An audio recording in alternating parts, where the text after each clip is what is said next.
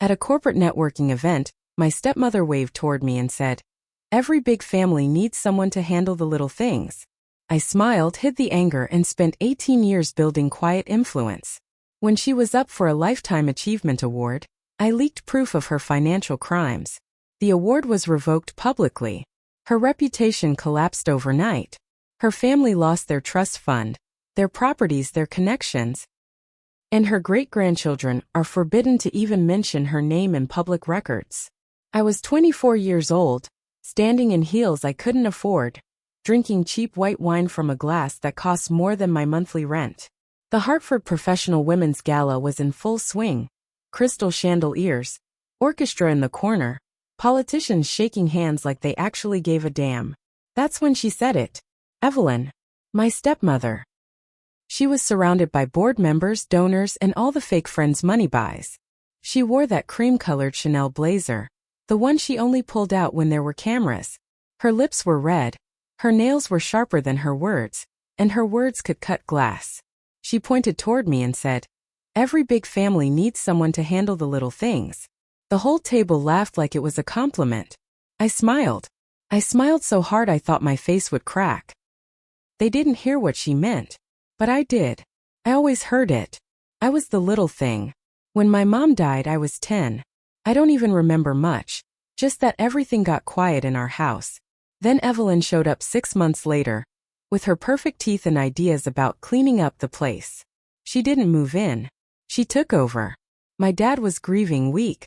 She slid right in, cooked a few dinners, wore her Sunday dresses, and within a year they were married. Evelyn never yelled, never hit. But she made me invisible. She'd organize charity dinners and tell people, "My daughter is so helpful." I wasn't her daughter. I was her unpaid intern. I set tables, ordered flowers, made copies of receipts for her bookkeeping.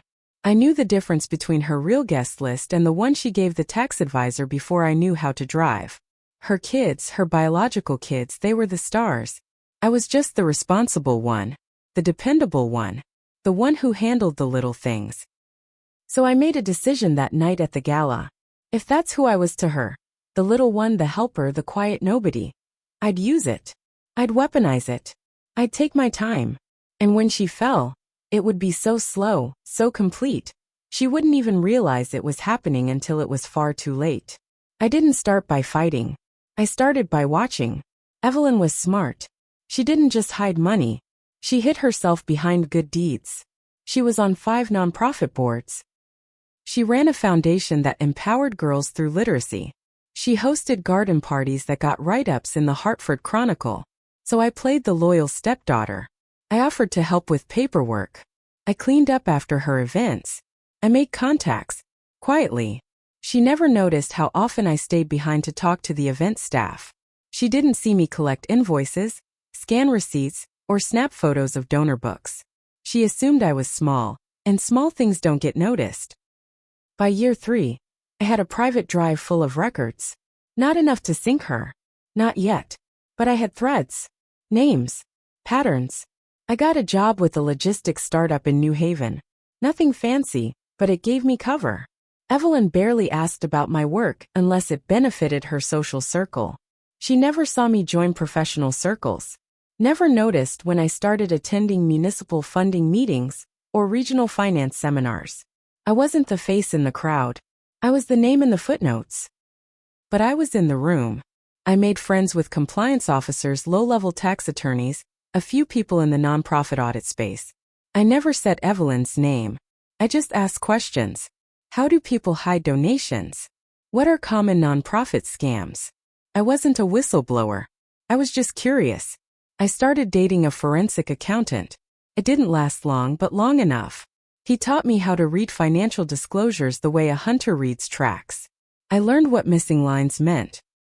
How offshore payments look when filtered through 5 hands.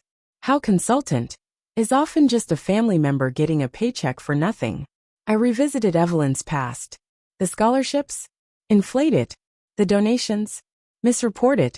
The charities? Mostly real, some fake, but nearly all used as financial cover. I still didn't go public. This wasn't just about taking her down. It was about making her unknown, untouchable, unspoken, unremembered. And that would take more than scandal. It would take erasure. This was when I joined the same nonprofit council Evelyn had once chaired. I used my new last name, not the one she'd married into. I stayed quiet, efficient, useful. And just like she did to me, I stayed helpful until people started relying on me. I learned which donors were skittish, which ones had secrets, which family names couldn't afford embarrassment. And I learned that Evelyn was up for a Lifetime Civic Impact Award. Of course she was. She'd spent 30 years posing as a savior. They were going to honor her at the Connecticut Civic Legacy Gala in front of a live audience, with a keynote from the governor and everything. Perfect. I started planting seeds. Quiet, careful seeds. A whisper here. Correction there. At a finance networking brunch, I casually mentioned how easy it is to inflate charity costs. Not that anyone would do that, but you'd be shocked how often foundations are used to bury fraud. At a donor appreciation dinner, I asked someone if Evelyn still used that same old consultant firm. The one that disappeared after the audit scare? Nobody connected the dots yet. But the mood shifted. I saw it. Then I found her assistant, Joyce. Joyce was Evelyn's shadow. Overworked, underpaid, and constantly nervous. She kept things running. She also hated Evelyn's guts. She gives me Starbucks gift cards at Christmas, Joyce told me one night after 3 drinks. Then writes it off as a staff bonus. That's when I moved in. I didn't threaten. I offered Joyce a better job. Not right away, but in the future with references with options. All she had to do was keep copies of anything unusual and pass it to me quietly. She agreed. Joyce became my personal file cabinet. Evelyn's oldest biological son, Mark, ran his own real estate group. We hadn't spoken in years, but I heard through someone in Hartford's social circle that he was under stress. A big deal falling through, a dispute about liquid assets. I reached out. I made it sound like I wanted to reconnect. He took the bait. Over lunch, he complained about trust funds being overregulated and locked up by paperwork Evelyn refuses to explain. I listened. I told him I'd look into it. I never mentioned what I already knew. Evelyn had moved huge amounts of charitable money through family trusts. Some of that money was illegal. Some of it was traceable. And a lot of it connected to Mark's company. He was about to go down with her, and he had no idea. I sat with that information for almost a year. By now I had everything. Financial records, proof of embezzlement, fake charities, letters from volunteers who'd been stiffed, a scanned contract showing Evelyn charged a cancer support nonprofit $18,000 for a consulting strategy that never existed. But I waited, because the Civic Legacy Gala was approaching, and Evelyn, the queen of appearances, had started preparing her acceptance speech. She even hired a camera crew to shoot a behind-the-scenes interview about her journey. I leaked the footage early. Just a clip. Just her saying, "I've always believed those who give most generously should receive the most trust." I sent it to a couple of journalists I'd quietly kept in touch with, just enough to raise eyebrows. Not enough to make them act, yet. It was held at the downtown Hartford Convention Center. Hundreds of guests. Press everywhere. Evelyn wore a silver gown, her hair pinned like she was royalty. She took the stage. Smiled. Spoke. Talked about building legacies and inspiring future generations. She cried a little. They gave her a standing ovation. 3 days later, the legal packet I'd been building for over a decade landed in the hands of the Connecticut Civic Board's Ethics Council. Signed. Notarized. Cross-checked. It included names, emails, timestamps, even Joyce's full affidavit. That's when everything fell.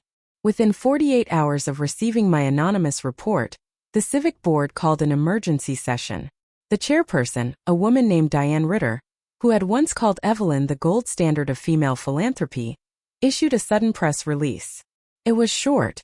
They were reviewing concerns brought to light regarding financial irregularities tied to Evelyn's nonprofit work. They didn't name sources. They didn't name crimes. But the word irregularities hit like a grenade.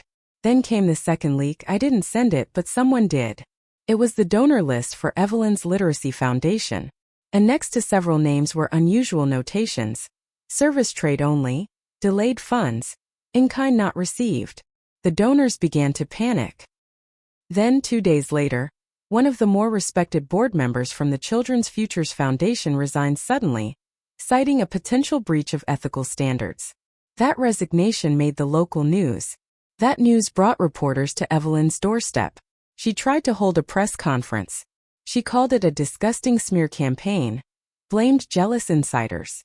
But Joyce, now conveniently on leave, had already submitted a detailed timeline to an independent audit firm.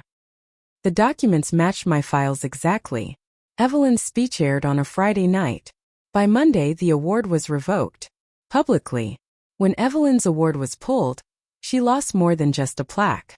She lost her armor. See, Evelyn's wealth wasn't just about money. It was about prestige. She kept her family's power through reputation. She got people jobs, closed deals, unlocked school admissions with phone calls and smiles. That all vanished. Mark, her son, was hit the hardest. I never sent him the documents, but I didn't have to. The audit firm traced a $300,000 educational grant that had been rerouted to a land purchase under his name. It didn't matter if he knew. The name alone was enough. He tried to call me. I ignored it. His firm dropped 2 deals that week. One of their investors, a legacy client tied to a state senator, pulled out after a Google alert flagged Evelyn's name. His youngest daughter, 12 years old, was set to attend a private academy in Boston. Their admissions board quietly rejected the application. Evelyn's family met behind closed doors. They tried to isolate her, hide the damage, but Evelyn didn't know how to be quiet. She called in favors, wrote letters, tried to lean on old contacts, but nobody wanted her stain on them. When I heard that the family trust lawyers had frozen access to all generational funds, pending legal review of past fiduciary decisions, I almost smiled.